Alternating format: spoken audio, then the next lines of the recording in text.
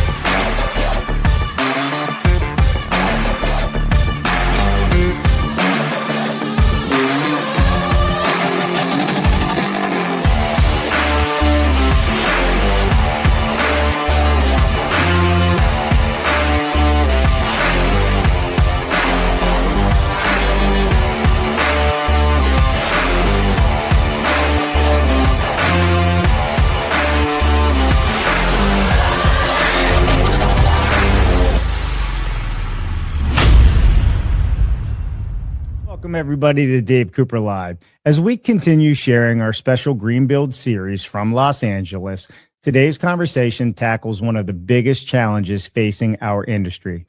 How do we rebuild entire communities, not just faster, but better?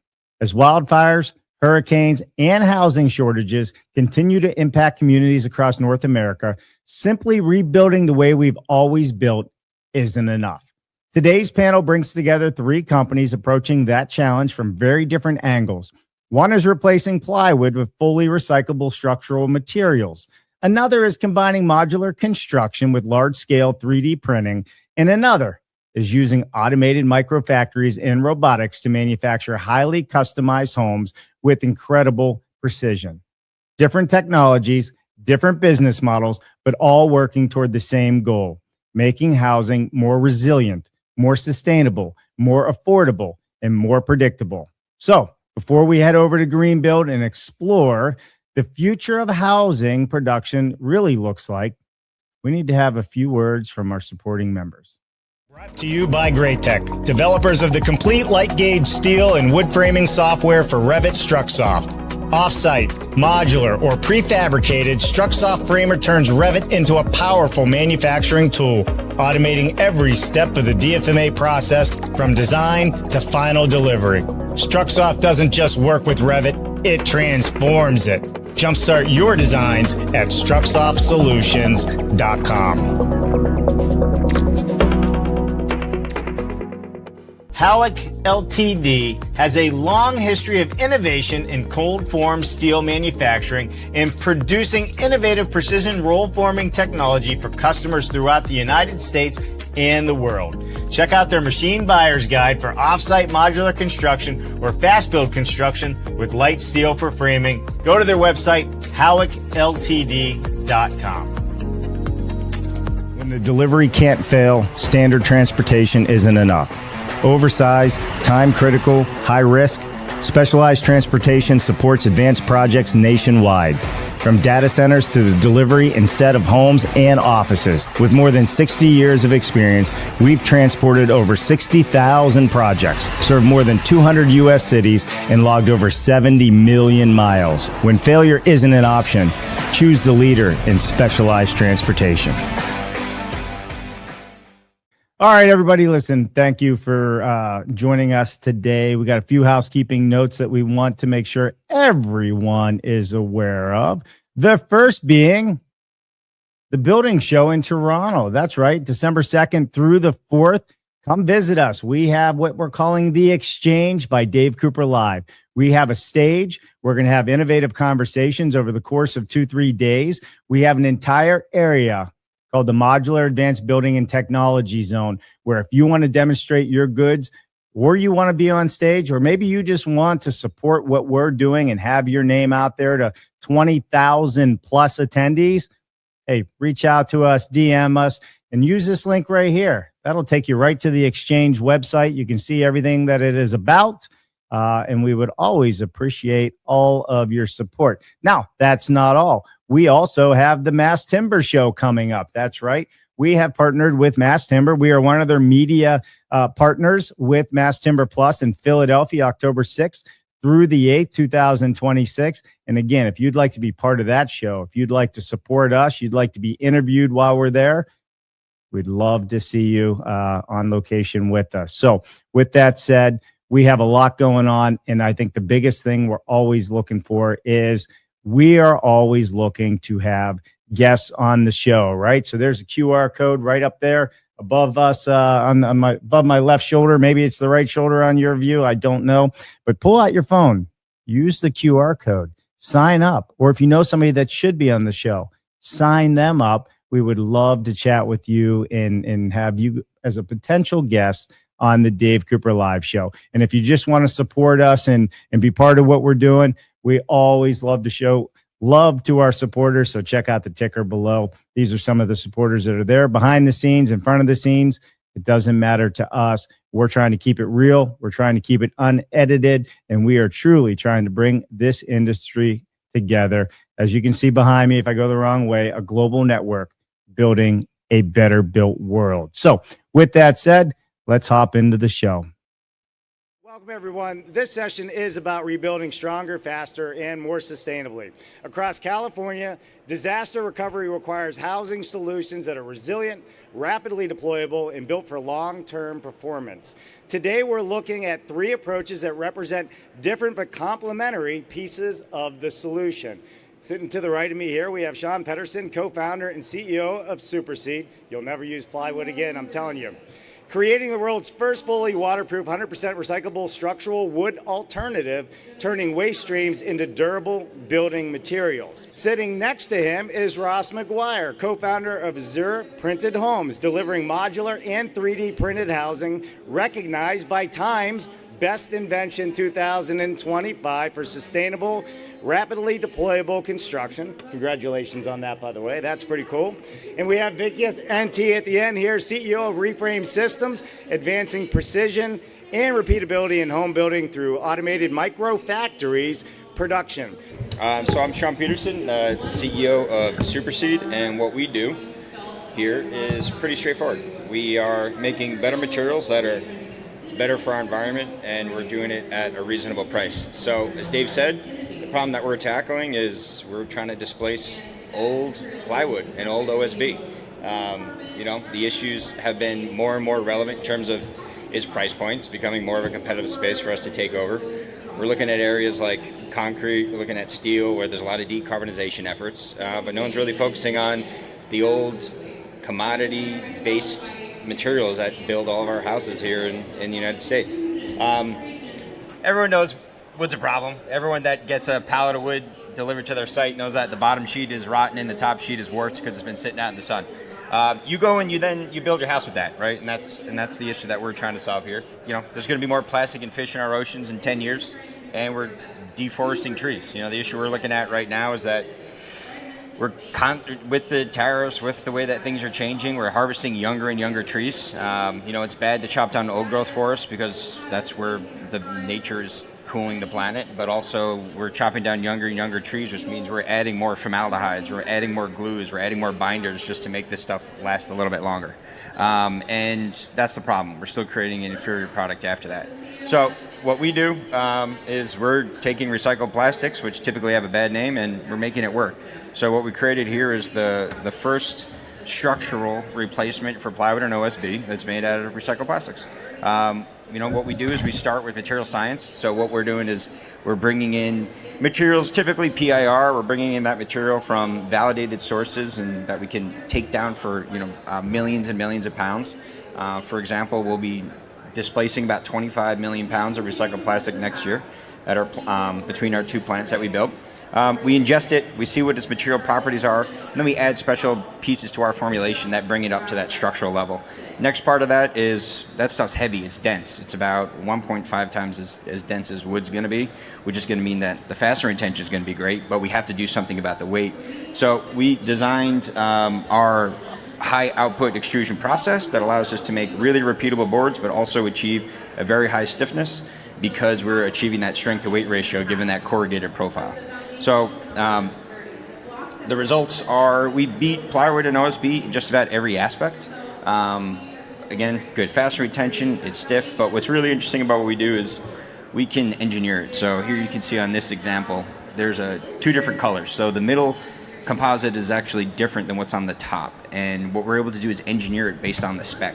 If you want something that's higher impact and has a lower flex mod, we can make that. If you want something that's incredibly stiff and incredibly lightweight, we can make that. So our ability to take waste products in and engineer them for the end use is something that we're most proud of in what we do. And that works not just in the formulation of the factory itself, but it also works in the output. So because we're extruding this, we're able to keep it at a really, we can start to make interesting dimensions and keep a uniform per square foot price. So where we started with our business has been in two really tough use cases, which is RVs, which is basically a house that rattles down the highway at 60 miles an hour through rain, sleet, and snow. And then boats, where the structure on a pontoon boat is the plywood, and you're going down the water at 60 miles an hour with 200-300 horsepower motors on the back, and a captain who's had too much to drink and you're jumping over waves. So you're not gonna find a better use case for our product, where we've been studying this for the last year. We're super proud of it because it's working in these conditions. We're just entering construction, which is why we're here. We distribute today through UFP, which has been an awesome partner for us. And we just got our first DoD project where we're working with the armed forces right now on some new basing ideas. So our approach has been, there's a whole lot of impact that we can have, and how are we going to do it? Well, it's through the manufacturing process itself. So the typical lumber supply chain is cumbersome. Every one of those different sections is another step or potential chance of failure. We're completely vertically integrated, which means that we can stand these things up in basically in the size of an acre. We can produce as much plywood as a 400-acre facility. So we're incredibly efficient. We're about 1/100th the capex of a plant. But most importantly is it's completely vertically integrated. We know where our plastics are coming from. We don't waste any water. We're taking plastics out of local environments. We're employing local people. And we're doing it with zero waste, and it's full circularity. So there's different ways to approach things. For us, what this really means is we're translating savings onto customers. And so we're making it make sense in terms of the value proposition that we're offering. One thing that we are finding most compelling here is we've gone through ICC, we've got our approval, we're structurally rated for floor, roof, and floor sheathing. In terms of our approval process, we're just going through the final stage gates of testing. And as we learned a lot, we had to develop our own AC criterion. And what we found as we're trying to benchmark against wood, there's absolutely outdated principles, and that's just the name of the game. And what we looked at for wood sheathing is kind of scary, particularly as we're talking about boats, but as we're talking about any structure that gets wet. We found that once wood gets wet, and this is not in the performance envelopes, this is not in the testing criterion, you lose 20 to 30% of the performance of that board for the rest of its life. So it gets wet, the fibers swell, the thing expands, and every single project gets wet. Everyone knows that. It's an unavoidable thing. But you built it based on a safety data sheet, based on a spec sheet, based on a TDS, whatever you want to say, that says it was rated for X. But knowing that as soon as you got that wet, your distributor got it wet, it just arrived wet, it rained on you, whatever happened, it's 20, 30% weaker. So we're trying to avoid that in terms of the longevity. That's basically our biggest thing that we're bringing to the table in the RV world, in the boating world, where we have to be a structural solution. That's what we do in a nutshell, right? We've got a team of really engaged engineers. We're building our capacity. We'll be doing about 20 million square feet at the end of next year. We've got 2 plants right now. It's a different way to do things, right? We're looking at this from a couple of different angles. We looked at it from recyclability, we looked at it from the durability, we looked at it for the just general safety of the folks that you're selling and building products for. But at the end of the day, we're also displacing the fact that we're chopping down trees. You know, every couple of boards is another tree saved, and that tree can continue to sequester carbon. So we're pretty happy. We think we achieved a bit of a win-win. I'm going to stop talking now, and thanks for the time. Hey, thank you very much. All right, so next up, we're going to keep rocking and rolling here. We have Ross Maguire, co-founder of Azure Printed Homes. Ross, welcome to the stage. Good morning, everybody. And thank you, Dave, first of all, for the invitation for being here, and thanks for putting it together. So I'm Ross Maguire, co-founder of Azure Printed Homes. Before I kick things off, I might just give a kind of personal introduction to myself and my background. I'll tie all these pictures together by the end of this, but my background is from the UK, so I did my master's in civil engineering originally, and joined at the time one of the largest builders in the UK, working on some fantastic projects. Worked on the NATO headquarters just outside of London, where I got to see almost every form of construction, new steel frame headquarters building, working in a concrete bunker 5 floors below, to doing modular housing for offices. So went on to do luxury apartment blocks in central London and had my own company doing commercial and residential remodels and new builds for around 10 years. Means and methods saw a lot of different ways and saw a lot of the things that kind of made me frustrated within our industry, seeing the complexity of construction build over centuries, and we're compounding on it rather than simplifying it. So when I first came to the States, end of 2018, I'd met my wife like 2 years before, and she'd done 6 months in London, and it was my turn to come here, and now it's 7 years later. So I think just before I came out, the Woolsey fires in Malibu were happening here, and everyone's questioning, like, are you sure you want to go out there?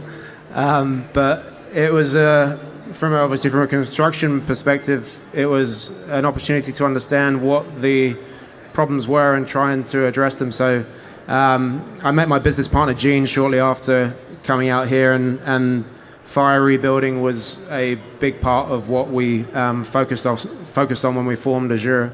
And we built more traditionally at the time, starting a new company, and went that way. But really it was kind of COVID arriving that really made us sit down and rethink what we were doing, particularly with not just rebuilding homes, but also doing, particularly here in California, ADUs, remodels where we're working in people's backyards and they're trying to take Zoom calls in their house and whatnot. And all of those experiences that I'd had up to that point led us to doing what we can off-site and trying to automate as much of the process as well. And a lot of those traditional sites, waste leaving on a daily basis, full dumpsters leaving on a daily basis, and all of the wildlife programs that are so interested in seeing all this waste floating in our oceans, going into landfills, seeing our housing crisis increase across the globe and thinking, why can't these two problems help solve each other? So that's what initiated us to start Azure Printed Homes. And that's the other reason. Having 2 young daughters around the same sort of time really made my motivations even stronger to focus on something that's going to be not just the solution for now, but for the future as well. Interestingly, when we were fire rebuilding, this is in the Palisades. We built a home in the Palisades, and interestingly, was on that block the sole home to survive through the fire at the beginning of this year.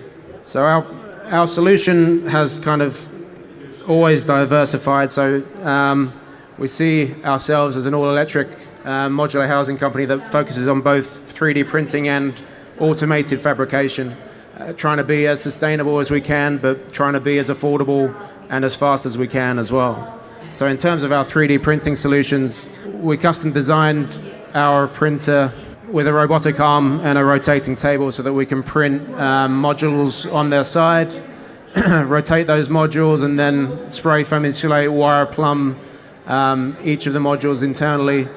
And then the key aspect that we've carried over to our next solution is the light gauge frame aspect. So the remaining sides we pre-engineer and light gauge frame to close those remaining openings and to form any of our interior walls. Everything else we pre-assemble so that everything can slot into those modules, creating a fast timeline for us to create each completed product. So the print itself takes 24 hours to do for each module, and generally the timing for the rest of the fabrication process for a 200 square foot unit is around 2 weeks.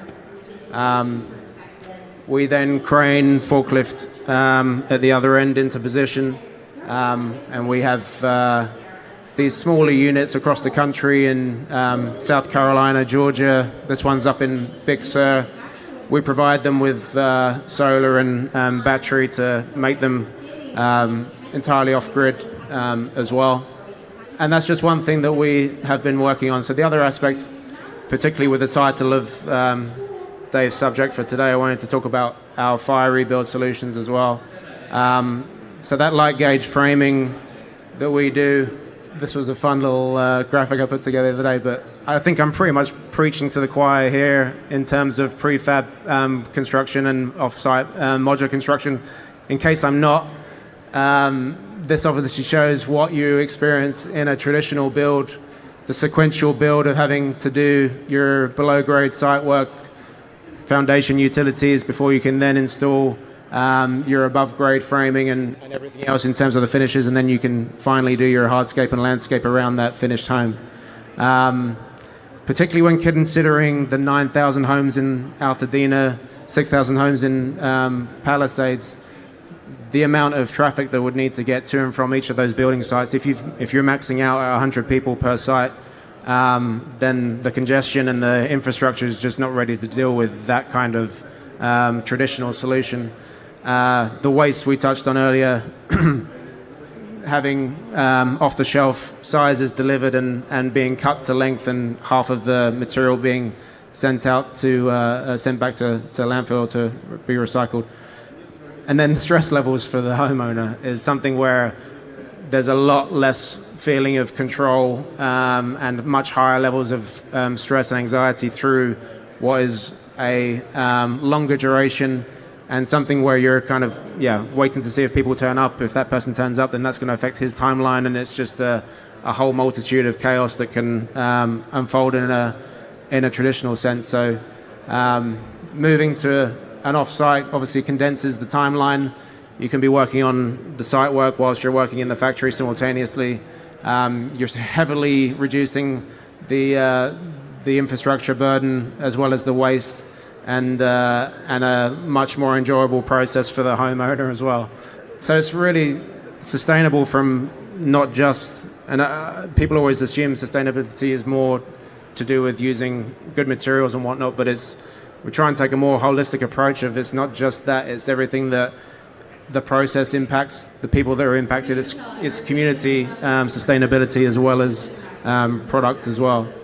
So in our factory that we have not far from here down in Gardena, we have homes that we're designing and permitting currently. So we pre-engineer on a semi-custom basis. We have our means and methods that we try and carry over from one product to another. But effectively we can take anyone's floor plan and generate it in a modular way, pre-engineering and designing it for them up front, allowing us to bring those benefits of off-site modular construction to the many people that would benefit from it. These are some of our previous projects. This is another one that we built in the Palisades previously, actually. Because, we offer floor plans that are already designed, but I think adding the custom option allows people to have the benefit of that entire process, as well as not necessarily needing to be flexible to what we're offering. This is one custom design that we recently did for a customer in Altadena. Gave us the go-ahead shortly after seeing the fly-through, so that we can then move to module engineering for structural MEP, and we do everything through state, so everything is designed and approved through the state. Our inspections are through the state, so it speeds the process up for those aspects as well. So our philosophies are engineer once and build once, and as I mentioned, it's sustainable across the board, not just for one aspect, but everything and everyone that's involved in the process, and the performance of the home, not just from an energy perspective, but the fact that it's going to last beyond, particularly with the fact that what we're doing here, losing 9,000 homes in Altadena should mean that it's not going to reoccur. So it's important that we're able to build for, or rebuild, but a smarter rebuild obviously means that the same things aren't going to happen again anytime in the future. From a company perspective, we're here in Gardena right now, around 20 minutes from here. Our second factory is opening in Colorado at the beginning of next year, in March. And then our plan, just to kind of reduce our delivery radius, is to add more microfactories across the states in the next few years. Replacing homes isn't necessarily the end goal. It's about rebuilding in a smarter way, so that the devastation we've seen in both locations is something that we're not going to see again, because it's not going to be a domino effect of houses creating pain for the next, and for their neighbors it's going to take away that ignition source and mean that we're not going to see that again in the future. So thanks for your time. I think that was everything I had to hit. Appreciate that. Super cool. So microfactory seems to be the theme at the moment. So we're going to kick it off with Vikas Enti, CEO of Reframe Systems. Hello, everyone. Vikas Enti, CEO, co-founder of Reframe Systems. So for Reframe, our mission is to make housing abundant, and we want to make sure that the homes we build today are resilient from an energy standpoint, but also resilient for our changing climate. And so Reframe's about 3 years into our journey at this point. Prior to starting Reframe, I spent about 11 years at Amazon Robotics. So a lot of my work there was helping scale out Amazon's network with over 500,000 robots, made same-day shipping a reality. And then I became a dad. So my twin daughters are 4 years old now, but they were the moment of introspection to say, where else could I be applying my skills to ideally make the world a better place? And ideally, when they're teenagers, they can look back at stuff I've done and say, oh yeah, my dad did that, that was cool. So very clarifying objective. And so now I've gone from shipping small boxes to shipping big boxes that are homes. So we're still in that business. So for Reframe, we built conviction that to solve the housing production problem, we really had to rethink of the problem as a mass customization problem. All of industrialization to date really benefits from the assembly line as a core building block. And we realized that the assembly line is really good for low mix, high volume operations. But when you start thinking about the realities of the built environment, the unique site conditions, the 30,000 zoning jurisdictions, state codes, climate conditions, you get the point. It's very unlikely you'll get to replicate the same building twice. So we chose to embrace the problem and said, how do you build a manufacturing system that allows you to mass customize these homes at low marginal cost? And that's what we've developed here at Reframe in the form of a microfactory. So today we have one of the world's smallest volumetric modular factory. It's about 16,000 square feet in size. And we've been leveraging 3 broad constructs. How do we make sure we have design everything up to the fasteners for buildings up front, so we're not having to find conflicts downstream? How do we then automate a lot of the dull repetitive tasks? So we've been really focused on automating rough carpentry with our combination of proprietary robotics through off-the-shelf CNC automation. And then the last piece we're really interested in is how do we augment our workforce so we can actually have apprentices, sometimes even high school students, following instructions on iPad screens to do more complex wiring, plumbing, HVAC work. And we've unlocked that future by taking a very simple panelized architecture, which allows us to work on both surfaces simultaneously, get to a point where we have high completion levels for panels before they become volumetric modules. But with everything being pre-cut and pre-engineered, it's a very intuitive process. We're really happy with the fact that we have about 60% apprentices in our workforce today. And the more we do this, we think we can get to a future where about 90% of our workers are new to the trades, and they can pick and choose which part of the building trades they want to learn. And in our process, once everything's built as a module, then the last thing happens, which is we build the floor last. So we sort of build our whole building backwards. But this allows us to keep our factories really small, but also ensures that every component has a high level of finish and high level of precision. And the precision is really allowing us to get to some incredibly hard to achieve air tightness standards. So we exceed passive house pretty easily with our air tightness. But the same air tightness is starting to matter more. We were obsessing over it from an energy resilience standpoint, but the same air tightness ends up being a huge win when you're trying to design structures that can withstand ember ingestion, air quality challenges, right? So it actually makes the home also resilient to wildfires. So today we're based in Massachusetts. We're starting to do projects out here in California. We actually have an ADU and a bungalow that's going through permits. We just got our zoning approval for Altadena yesterday. We expect to get permits in about 30 days. But we've had to do a lot of work to sort of say, okay, let's build up on the energy resilience construct we're already really good at, to how do we now make sure we're trying to get to a building architecture that allows us to be a lot more resilient to wildfires, right, and doing all the basic things in terms of having your 5-foot separation around your homes, etc. But the piece I want to draw your attention to are the renders of the homes that are to your right. So we spent a lot of time running user focus groups in Altadena. So we were not convinced that the original premise that for folks who are sort of new to the whole rebuild situation, if you build up to 110% of your existing footprint, there's a fast track process to get permits and sort of move forward.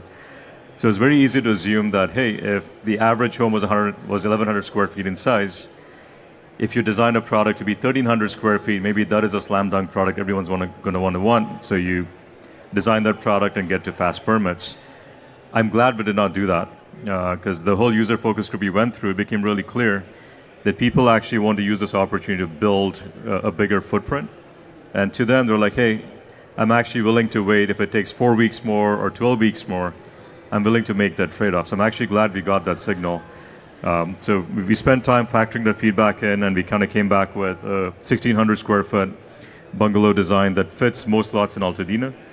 But what's interesting here are the 3 home designs that you see all have the same exact floor plan and footprint, but we've been able to work with different massings to ensure that if you were to ever rebuild an entire street, you're not going to end up having the same exact house in there. And we're also seeing a really mix of feedback from customers and what they would really like. And this is also to help you think through that modular doesn't have to mean a boxy, single, one-off type of design that gets repeated. I think between the work Ross and team are doing, the type of work we can do, we really can achieve architecturally interesting buildings that have a superior user experience for customers. The other piece that could appeal to developers in the audience here is the reproducible building block, right? To us, our whole business only makes sense if we can reproduce housing production as a system across the country. And so a core building block of our business is the microfactory. So the microfactory video I showed you, it costs us less than $800,000 to outfit that factory in Massachusetts. We're sort of looking at replicating these factories. They're no larger than the garden center at Home Depot. And the goal is to sort of replicate them across the country. So we're actively looking for space to set up capacity out here in Southern California. And we have active conversations in Salt Lake City and St. Louis so we can replicate a resilient production system. And the other idea I want to sort of put forth out there, there's a huge disparity in construction costs for if you're a production home builder doing a large subdivision, or if you're a large multifamily developer doing a 200-unit project. You can actually get your cost structure to be under $200 a square foot, sometimes under $100 a square foot for a fairly good structure. But when you get into infill scattered site development, where you can actually add more density with missing middle housing, all of those efficiencies go away. And we believe we can actually bring the same production builder efficiencies to infill developers and customers who are building an infill, where we can actually mimic the scale that you would get with a production building, but be able to actually use our software to customize every unit that we need to go in and do scattered site development. And I think and this is where we feel really optimistic that industrialized construction will be the unlock for more housing in existing neighborhoods where people actually want to live. And to that effect, we've been actively building a portfolio of products that range from ADUs to small apartment buildings. And we get to benefit pretty nicely from our manufacturing system where, because it's not an assembly line, we call it matrix manufacturing, we can simultaneously produce an ADU and an apartment building, and it doesn't really change the process too much. That's a pretty short for our robot. We've named this robot Genie after the truck driver delivered it. His name was Eugene. Our previous robot was also named after the driver Adam, so we said we should at least get some diversity in naming, so we made Eugene Genie, and this is the robot that is able to build about 16-foot wall panels today. It's the only robotic work cell that can do this with a single robot. You can ask me more about how we do that. But the piece I want to show you is, I think, how we can contextualize home designs to make them relevant to the markets they're in. So this is a 12-unit housing community we're building up in Massachusetts. So we've been very responsive to requirements from zoning and communities to make sure homes are contextual. And then these were some of the homes that we're looking here for Southern California.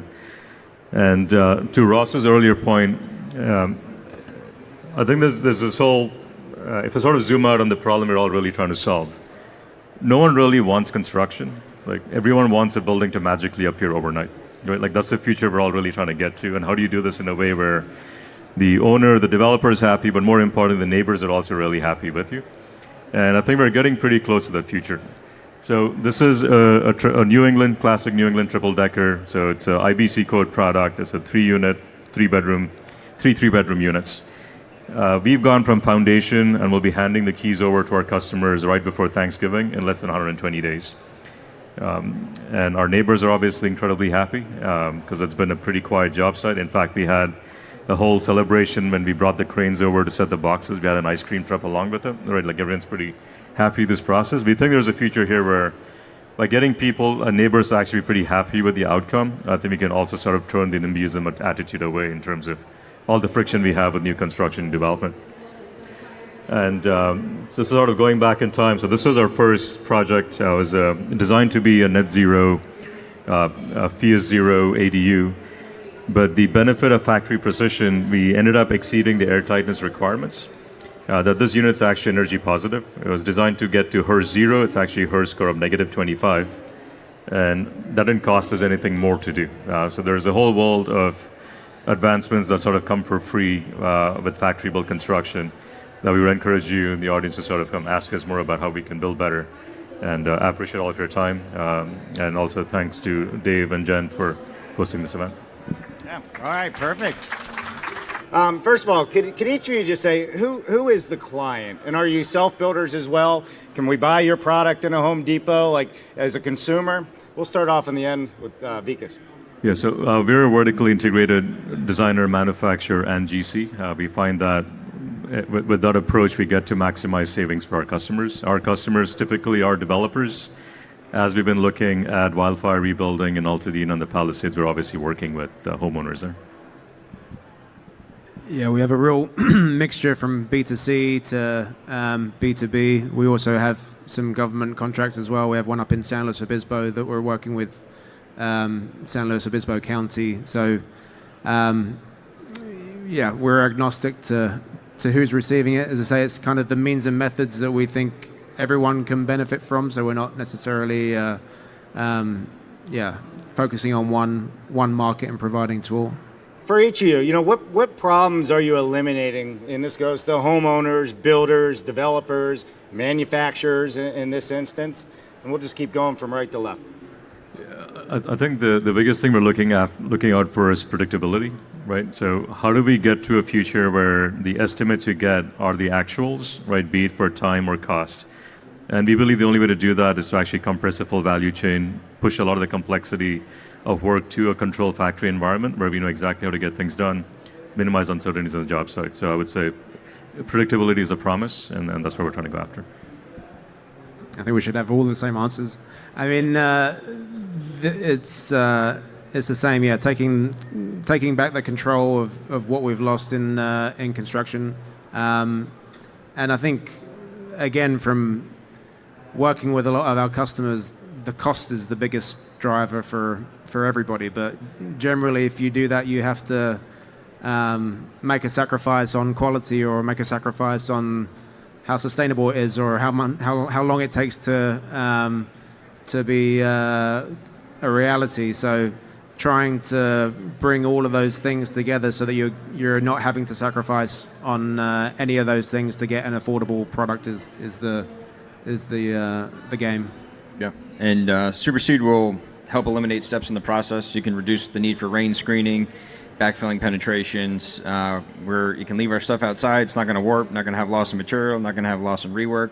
It's dimensionally stable. You're going to have save stuff on site, save stuff in factory built, and then we can also do custom dimensions. So if you want continuous wall applications, we can simplify some of the steps of that process. Is anybody in the audience currently using off-site methods of construction, modular, panelization, mass timber, any of that? All right, so this is a good one. Adoption, right? So you're all sitting here saying, wow, this looks great. What are my concerns? I already know the process I have. I already know the headaches I have. Walk us through, Vikas, how do you address those problems for somebody that's looking at you and saying, I love the idea, but it scares me? Yeah, I mean, it is a change, but the way we work through with a lot of developers who've obviously done significant amounts of site build, trying to figure out what's been interesting is why are they even talking to us to begin with? And I think this is a realization. The whole industry is going through a structural change where we can't find enough labor. The labor we're able to find for on-site construction don't have the same skill sets or are able to guarantee the same quality. So developers are coming to us because they can't make projects pencil with existing means and methods. And the change process to them has been to really understand what is different. And we usually kind of go back to say what is going to be the same. We're building a structure and a product that's built to codes you're already familiar with materials you're already familiar with. The only thing that's different is it's going to be built to a much higher level of precision because we're doing this in a controlled environment. You're going to get a much more resilient structure that's all going to have the same type of mortgage and appraisal process. All of those things stay the same. And that really helps with the adoption mindset. The piece that is different, which is actually an advantage, is we end up, we have a whole second tier of a quality process. The products actually get inspected in the factory with the third-party inspector. The amount of documentation we have to submit for that is significantly more than what on-site construction has to do just to the local AHJ, so you get a lot of the second-order benefits there. And lastly, the pace that I think the whole industry is trying to solve, the risk portion, I would say, is on the cash outlay for construction. So when you're financing traditional on-site construction, lenders understand it, right? The whole stack is pretty similar. You're sort of paying or drawing down on your loan in equal installments. With off-site construction, we're doing a lot of things in parallel, right? We're starting site work as we're doing manufacturing in the factory. So our drawdown schedules end up looking a little bit more aggressive than they would for on-site. But the good news is this drawdown is actually aggressive in the favor of being faster, right? So we're shaving off anywhere from 30 to 50% of a project schedule. So overall, you're saving money at the end of the day, but the way it looks from a cash drawdown is a whole educational process we have to go through for customers. And I think there's a big misconception on off-site building as well. I think people picture what's known as manufactured housing or single wides, double wides, if you refer to off-site building, which are built to a different standard. But I think the education process that you kind of alluded to that you have to go through is that everything we build in factory comes under a factory-built housing certification. So it means that everything in California is built to California building code. We're just doing it somewhere else. That's the only difference. So people often ask, what am I losing in terms of performance or structurally? And you're not compromising on anything. It's just being built in a factory setting rather than on location. For adoption, from my experience, I feel like anyone that, particularly with what we're doing for Altadena and Palisades now, is that anyone that's showing an interest, having a visit to the factory is kind of like a big stepping stone, because not necessarily, if it's a new concept that they're trying to understand, then seeing it operate and seeing what goes on behind the scenes helps them to kind of build that understanding. And as with any new customer, speaking to previous customers and getting references and doing kind of due diligence from that side of things has always been true. So it's definitely a process, but I think people need to there's a certain level of education that needs to happen up front for it to be something that's more widely adopted. We're at SuperSeed displacing the old status quo building material that's been the commodity that's been used for over 100 years. So there's plenty of skeptics. We just lead with data. We have to outperform what the status quo is, and then we do that in our engineering, and then when we deploy it to our customers, it's simply, let's test what you're actually using. You're using a data sheet that was built 10 years ago. The species change, the harvest changes, the materials change, the regulations change. Do you really know how that's performing? And then we run it to ATSM standards. So we do all of our testing in-house. We've got a really big lab, and we test a bunch of really cool stuff, and we come out with materials that are just outperforming what the status quo is. Love it, love it. How many? Do we have any builders or developers sitting here right now? Yep. You got a question? Just wondering, do you do a site visit to work out what sort of crane you can get in there, and how much does it affect your sort of production, and are there some jobs you can't do because you can't get in there? Is that like with a power line between the street and the house, or a difficult access? How do you?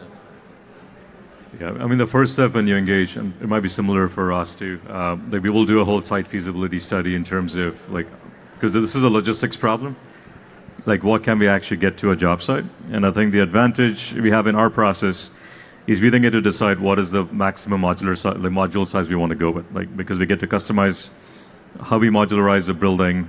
We can then decide to say, you know what, like this project actually needs modules that are no wider than 12 feet. We can't get a crane that's larger than a 60-ton crane. So we can kind of work through the constraints. But there are certain sites where, right, like power lines are something we can work around. There are means and methods for it. Trees end up becoming the bigger challenge, where there will be some sites that just are not well suited for bringing modules. We might consider bringing panels for those sort of type of sites, but that's less relevant for our approach. Yeah, I'd echo that. I mean, feasibility up front determines whether it's if you approach it in one way or another way. I think my GC mentality is always just to try and find a solution for that individual, even if it's not necessarily one of our own. So, yeah. Thanks. Very interesting, everything that you've showed today. I would maybe like to know a little bit about the design process and the customization. How much does it complicate the actual production? It doesn't necessarily complicate the production. It just adds more of a timeline to the initial conceptual and engineering time and cost. So from our process, we set aside like what we call like a phase one, where we'll spend 3-4 weeks, which is more of an interview process for us to kind of listen and understand what the homeowner or the customer is trying to achieve. And at the end of that period, provide conceptually what we think is going to work. Once we move forward and we have approval on that, then it means that we can custom engineer those modules, because conceptually we've led it down that path already to be able to break it into modules and create them. But the engineering side of things it obviously adds more time to the process, but once it's on the floor, it's the same level of efficiency as with repeating the same design each time. I'm curious about the 3D printed homes. So what parts are 3D printed? Is it just the structure, or also the internal fixtures, pipes, or stuffs? Second question is that what do you think is the difference between the 3D printed approach compared to regular other modular homes?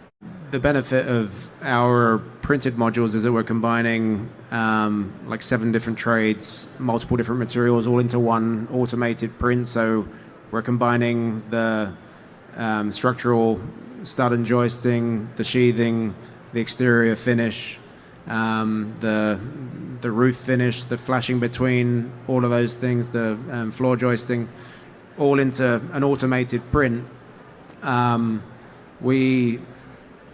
The vision is always to have that's like kind of the top of the assembly line, that you create that module on day one over that 24 hours, and then have sub-assemblies that are printing other aspects of the home.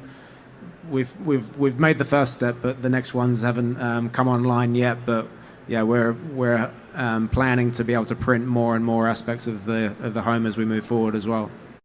You guys mentioned about having so much paperwork to provide to owners and inspectors. I know for a fact, like in Oakland, California, the city wants their own inspectors to be inspecting pretty much everything. How do you guys deal with that? Yeah, so there are 40 states in the US that have a state-level factory-built housing program. And so even for California, legally, a design actually goes from a factory for state approvals. And once you receive state approvals, we get to affix a sticker on every module that comes out of the factory. Legally, the local inspector has no jurisdiction in what's been done inside the module. The things they will check and need to check are all the work that's done on site. So your foundation work, any of the structural connections you make between modules, the final, any plumbing connections, MEP connections you make between modules, inspect those. But you very quickly jump from the rough inspection of foundation and structural to final inspection. So we still need final inspection approval from the local AHJ, but you're basically not stuck in this process where for on-site construction, you can't get your drywall crew to come in until you have the 3 different inspectors to come in and check stuff.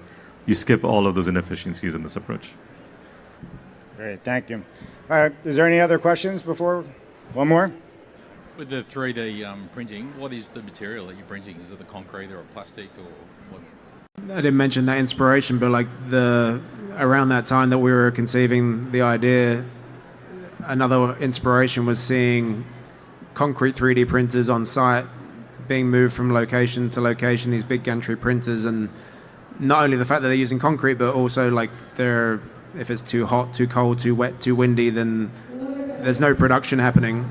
So bringing it into the factory and being able to print something that is movable and transportable was the main goal. So when we started looking down the sustainable aspect, I was like, wouldn't it be great if we could use like plastic bottles to print with? And we got laughed out of multiple rooms with that idea, but we eventually got talking to the right people.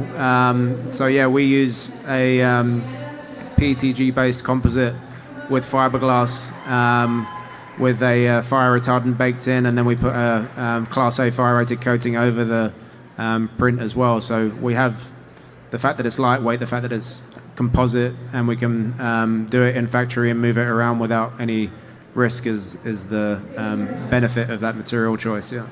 All right, so we covered, speed, certainty, the value of, offsite construction and manufacturing. Let's get into like durability and the long-term performance of all the products, right? And I'm going to start with you, Sean. How do your systems improve lifespan, safety, and resilience?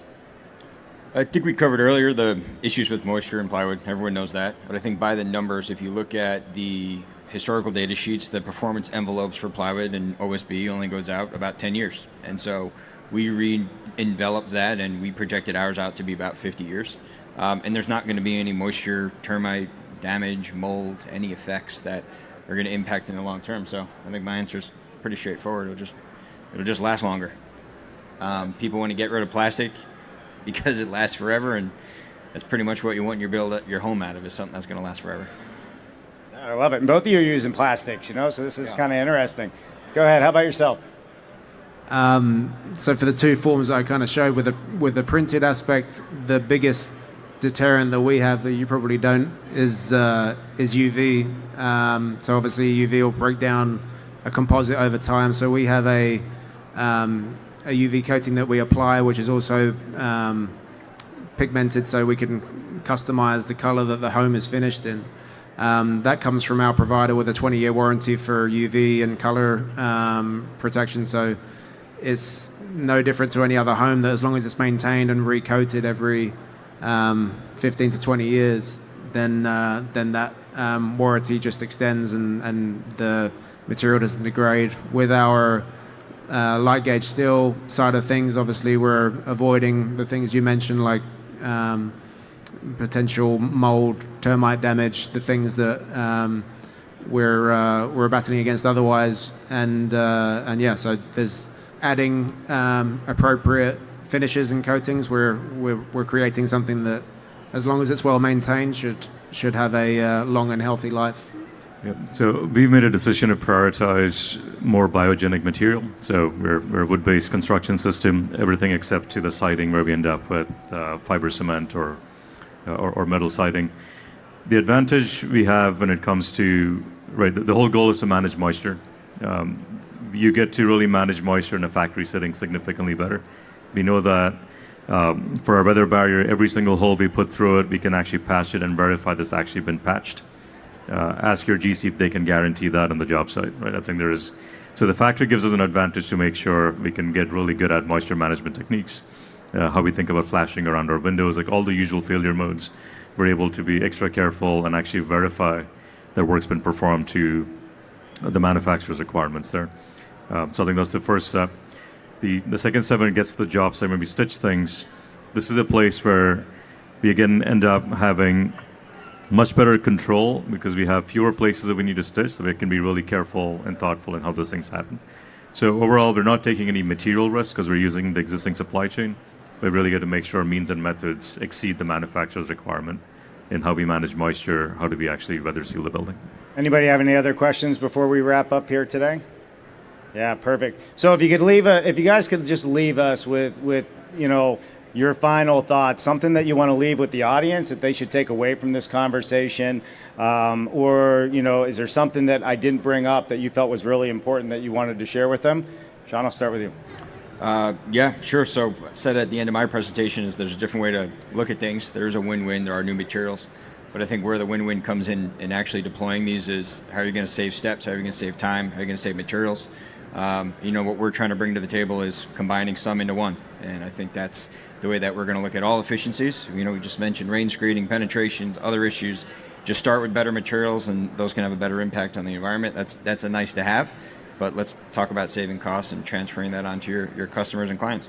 Yeah, if offsite modular isn't something that everyone here is necessarily considering, then I'd reference that really cool slide that I showed with the smiley faces and the sad faces, and carry that forward. I'll leave you with this thought. I think the only way we build ourselves out of our current housing shortage and get to a world that's abundant is to actually do no construction. So we believe the future of housing is manufacturing, and we'd ask that you come ask us and how we can build your homes. Thank you. How about a big round of applause for everybody? Great. There's so many benefits in what all you guys are doing. And I think the biggest benefit, if you are a builder or developer or a homeowner out there, is for the end user. Because you know exactly what you're getting. You got cost certainty that you're getting. And you got a place to raise a family and raise your children, right? That was a big thing I saw twice today. So I really appreciate all of you coming. And so I'm Dave Cooper. Thanks for coming today. And stick around. We got more sessions.